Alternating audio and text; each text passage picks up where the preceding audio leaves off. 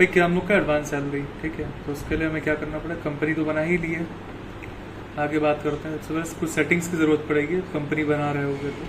ठीक है, उसके लिए ज़रूरी है कि आपका कॉस्ट सेंटर येस होना चाहिए। ठीक है, तो ऑलरेडी येस कर रखा है तुमने, देखते हैं लेजर तो नहीं बना है। ठीक है, सैलरी का लेजर आपने बना लिया है। ठीक है, इनडायरेक्ट एक्सपेंस। अब क्या करना है, हमें कॉस्ट सेंटर क्रिएट करना है।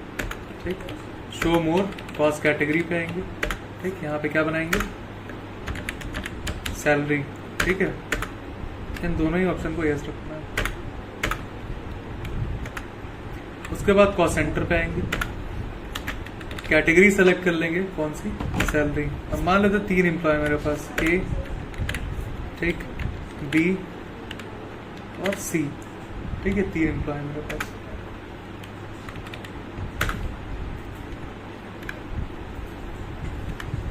पेमेंट करने आते हैं। ठीक है, कॉस्ट सेंटर क्लास खुला हुआ है, सो क्लास को पहले बंद करो। ठीक, F12 करके कॉस्ट सेंटर का सी ऑप्शन आ रहा है यहाँ पे, ये इसको बंद कर देना है। ठीक, सैलरी मान लो पेमेंट हो रहा है अप्रैल मंथ का। ठीक है, कितना हो रहा है, 30,000 पेमेंट हो रहा है। ठीक है, किस किस को कितना जाता है बता देते हैं एक बार यहाँ पे। मान लो इनको 9,000 जा रहा है, ए को, बी को 10,000 और सी को जाता है रिमेनिंग अमाउंट, मतलब 11,000। ठीक है, और ये पेमेंट तो उस अप्रैल मंथ का हुआ। ठीक, अब क्या होता है, इसमें से जो ए हैं वो आते हैं, वो कहते हैं मुझे कुछ पैसों की ज़रूरत है, अर्जेंट ज़रूरत है। ठीक है, तो एक काम करिए, मुझे आप एडवांस सैलरी कर दीजिए। ठीक है, तो क्या करेंगे यहाँ पे, सबसे पहले तो क्या करो, एक लेजर और बनाना है। फिलहाल लेजर हमारे पास कौन कौन से, एक बार देख लेते हैं। सैलरी का ही है। ठीक है, एक लेजर बनेगा एडवांस सैलरी के नाम से। एडवांस सैलरी ये किसमें जाता है, लोन्स एंड एडवांसेस में। ठीक है,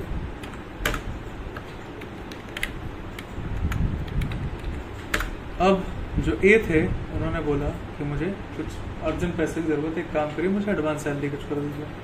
तो अप्रैल मंथ में ही एडवांस सैलरी इनको पेमेंट कर दी जाएगी। कितने की, इनकी 9,000 सैलरी थी, हाफ कर देंगे, कितना हो जाएगा, 4,500। ठीक है, तो इनकी ये पेमेंट कर दी गई। यहाँ पे नरेशन डाल देंगे, नहीं बताया जाता, इसमें नहीं लिखा जाता। ठीक है, सो 2 क्या कर देंगे, यहाँ नरेशन डाल सकते हैं, advance salary, salary paid to A. ठीक, इनको पे कर दिया गया। अब आता है जनवरी मंथ, मतलब जो नेक्स्ट मंथ होगा। ठीक है, तो नेक्स्ट मंथ आ रहा होगा, मतलब मई होगा, है ना। तो मई में नॉर्मल सबको सैलरी देनी होती है, लेकिन सबसे पहले हमें इनका सेटलमेंट करना पड़ेगा। तो सैलरी पे क्लिक करते हैं और कितना इनको देते हैं हम, ए को 9,000 रुपीज़ देते हैं। ठीक है, 9,000 इनको ही जा रहा है पूरा। ठीक है, साथ में ही अब यहाँ पे हम क्या चूज करेंगे, एडवांस सैलरी। कितना इनका एडवांस सैलरी था, 4,500। ठीक है, जो अब एक्चुअल जो इनको कैश जा रहा है वो कितना जा रहा है, 9,000 जा रहा है। ठीक है, सॉरी, मतलब 4,500 ही जा रहा है। और टोटल अगर देखा जाए इस मंथ की इनकी सैलरी कितनी बननी थी, 9,000, लेकिन क्योंकि इन्होंने एडवांस पैसे ले रखे थे वो डिडक्ट करके इनको अब कैश कितना दिया जा रहा है, सिर्फ 4,500 रुपीज़। तो ऐसे अब इसका सेटलमेंट करते हैं कि अगर किसी एम्प्लॉय ने कोई एडवांस सैलरी ली है तो उसको हम कैसे एडजस्ट करेंगे आगे जाके। ठीक है, और ये सेटलमेंट डन। ठीक, अब बाकी जो एम्प्लॉय बचे उनकी सैलरी का पेमेंट कर दो। कितने बचे बाकी हमारे, कितने बचे, डेट चेंज ऑलरेडी हमारी, है ना। सो अब बचा कितना, हमारा बचा 21,000, है ना। 21,000 पे कर देते हैं। इस बार ए को नहीं रखेंगे। बी का कितना था, 10,000 रुपीज़ था।